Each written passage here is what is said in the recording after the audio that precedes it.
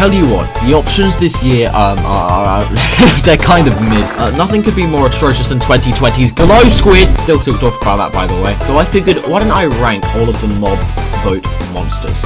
In fact, why don't I rate all of the times our community has participated in the wonderful thing of democracy, of which you have none of, by the way, because this video is entirely my opinion and mine alone. As such, I will be exceptionally biased to myself. So we should start off where the tradition first began. Minecon Earth 2017. 2017 was a significant year, not only because it was when I uploaded the first Jake and Mason video, but also because it introduced to us these four monsters: the Barnacle, the Phantom, the Great Hunger, and the Hovering Inferno. Now, the Barnacle seemed absolutely epic. Being able to pull a player into the ocean similarly to the Magma Cube bubble columns, except more epic because of the fact it is a literal horror squid tentacle monster, which, even to my 11-year-old self, was enough to snag my vote. A tier. The Phantom, well, we all know how that went. The idea of a flying monster was absolutely nuts, though the idea of creating an incentive to dissuade users from staying up at night, I do remember causing a handful, just a little bit of discussion, which makes me inclined to put it in B tier.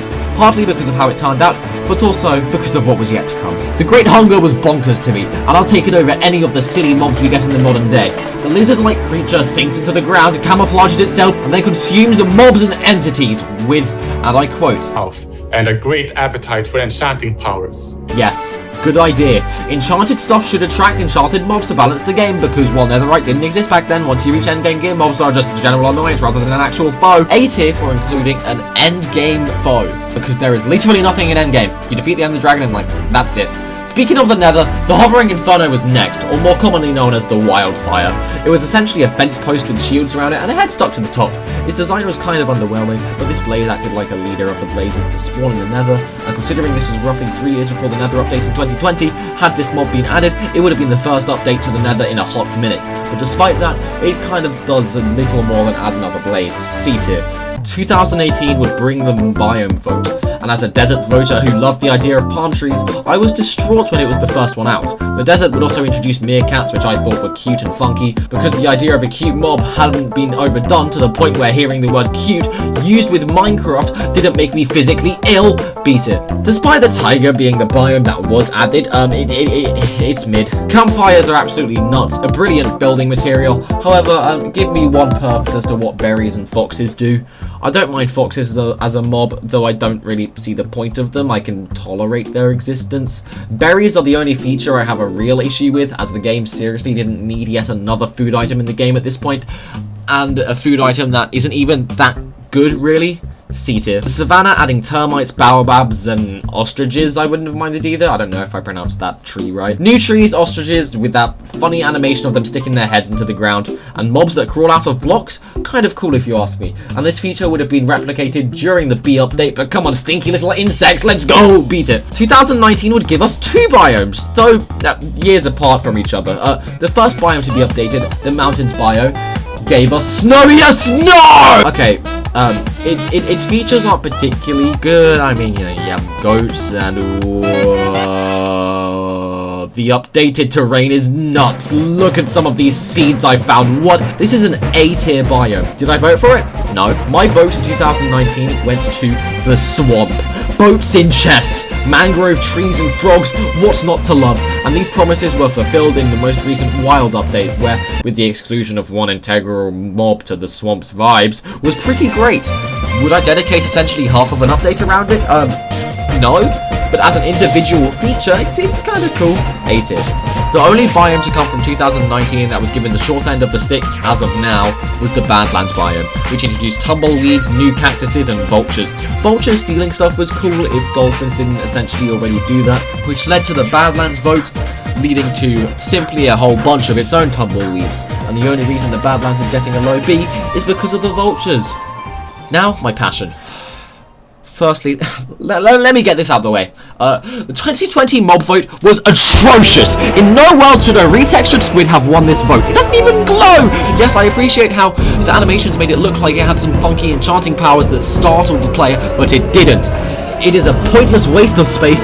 Oh, it looks cute. If you all wanted cuteness, why didn't you vote for the yellow cow? It has no redeeming qualities. Its game mechanics were already introduced in the game by the normal squid, and the cuteness was offered by the moo bloom. If I had 2 bullets, I would shoot the glow squid twice and then impale it with all the empty guns. The glowing sack is cool though.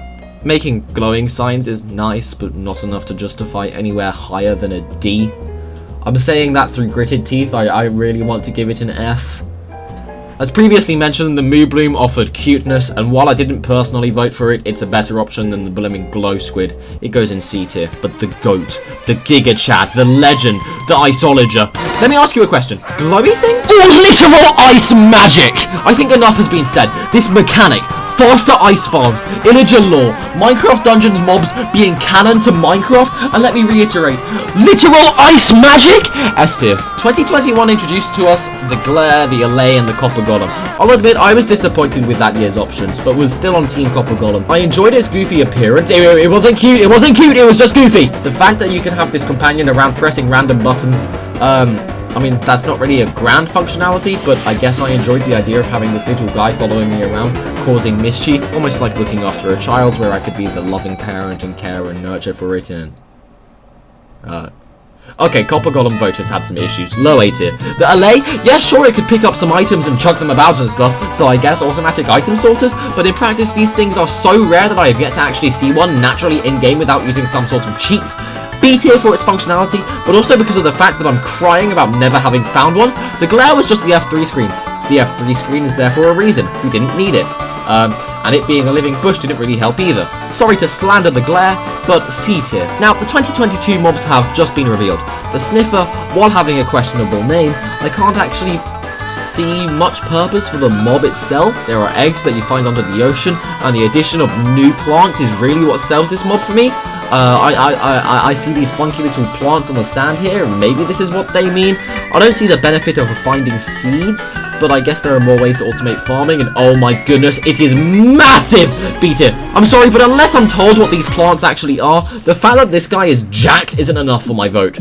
Next up is the Rascal. Hide and seek is pretty cool, and giving enchanted items is awesome as well, but don't piglins already do that without the hassle of playing a game of hide and seek? Seems mid to me, C tier. And finally, the Tough Golem. Gonna be honest, this fella has my vote this year. Quite frankly, I reckon all the mobs this year could be better. Something on the scale of the Sniffer would be awesome, but with the function of the Tough Golem would be great. And as someone who was on Team Copper Golem last year, I'm not switching allegiances. Though fundamentally, I admit to my hypocrisy. It's on the same level as a Sniffer. Though considering the general consensus I am getting from the community, if I were a betting man, I'd say that the Sniffer is winning this year. But regardless, let's all just have a bit of fun. Tune in on October the 15th to see what mob gets voted in. And prevent another glow squid situation, please, I pray!